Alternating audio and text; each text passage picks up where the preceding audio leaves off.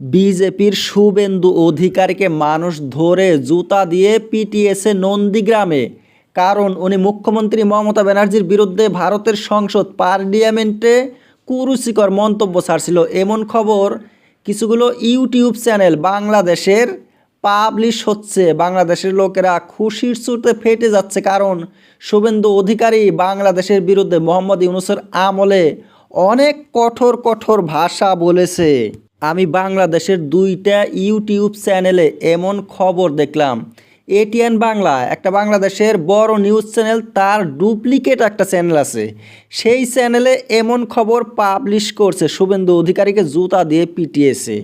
পার্লামেন্টে শুভেন্দু খারাপ কথা বলছিল, কিন্তু শুভেন্দু অধিকারী তো পার্লামেন্টের সদস্য না।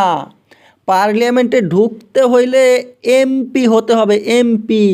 শুভেন্দু অধিকারী হয়েছে পার্লামেন্ট নয়, বিধানসভা, কলকাতার বিধানসভার সদস্য, বিরোধী নেতা, লিডার অফ অপোজিশন। কিন্তু বিধানসভা, লোকসভা, রাজ্যসভা এইগুলো কি?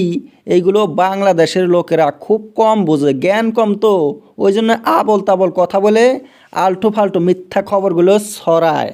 আর শুভেন্দু অধিকারীর থাকে জ্যাট ক্যাটাগরির সিকিউরিটি কভার, জ্যাট ক্যাটাগরি সিকিউরিটি। বাংলাদেশের মানুষ এগুলো বুঝে, অনেক টাইট সিকিউরিটি শুভেন্দুকে ঘিরে থাকে। শুভেন্দুর কাছে মানুষকে চাপতেই দেবে না, আরও শুভেন্দুকে ধরবে, জুতা দিয়ে পিটাবে সম্ভব।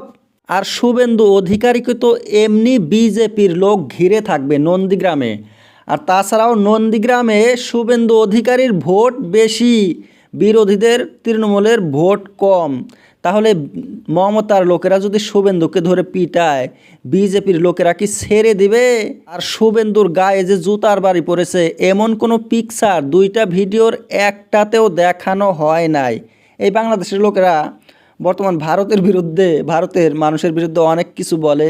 এক খবরে, এমন ভুয়া খবরে পাবলিশ করেছিল যে ভারতের বিএসএফ আর বাংলাদেশের লোকদের মধ্যে যুদ্ধ হয়েছিল, আর বিএসএফরা অপদস্থ হয়েছে, ভয়ে পালিয়ে গেছে। 16 জন বিএসএফ নিহত হয়েছিল, আর বাংলাদেশের মাত্র 2 জন লোক নিহত হয়েছিল। আর ওই খবরেও কিন্তু এই যে যুদ্ধর গোলাগুলির কোনো পিকচার বা মৃত কোনো সৈন্যর ছবি দেখানো হয় না। আসলে তলি ছাড়া নিউজ। আর কি কথা, পাগলের মতো জোড়াতালি দিয়েছে। যুক্তিহীন লোক, পাগল ছাড়া, কানা ছাড়া কেউ এই শ্রেণীর কথা বিশ্বাস করবে না। মোহাম্মদ ইউনূসের উচিত কিছু স্কুল খোলা, আর সেই স্কুল থেকে এই শ্রেণীর জানোয়ারদেরকে, বাংলাদেশের অন্ধদেরকে, পশুদেরকে মানুষ করা। আর বাংলাদেশের কানাদের ইউটিউব চ্যানেল ছাড়া অন্য কোনো জায়গায়, গুগলে বা টিভি চ্যানেলে, ভারতে বা অন্য কোনো দেশে পাওয়া যায় না। কেমন কথা দেখেন তো, যদি যুদ্ধই লাগতো ভারতের সাথে, বাংলাদেশের সাথে, ভারত থেকে কয়টা অ্যাটম বম ফালিয়ে দিত আর বাংলাদেশ একদম উড়ে যেত, বাংলাদেশের কোনো জানোয়ার পর্যন্ত জীবিত থাকতো না, আর সারা বিশ্বে খবর পৌঁছে যেত।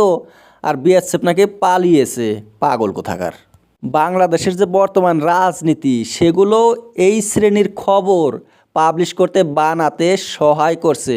পাগলদের কাছ থেকেই তো পাগলরা শিখে। বাংলাদেশের বিএনপি নেতা বলছে, ছাত্র নেতা বলছে, আবার প্রাক্তন আর্মিরা বলছে তারা একদম সহজেই ভারত দখল করে নেবে। ভারতের সামনে পিঁপড়াও তো টিকে না বাংলাদেশ। আর ভারতের ত্রিপুরা, আসাম, কলকাতা একদম খুব সহজে দখল করে নেবে। নেতারাই যদি অন্ধ পাগল হয়, খেতারা, চেলারা আরও কেমন হবে? চেলারাও তো পাগলামি করবে।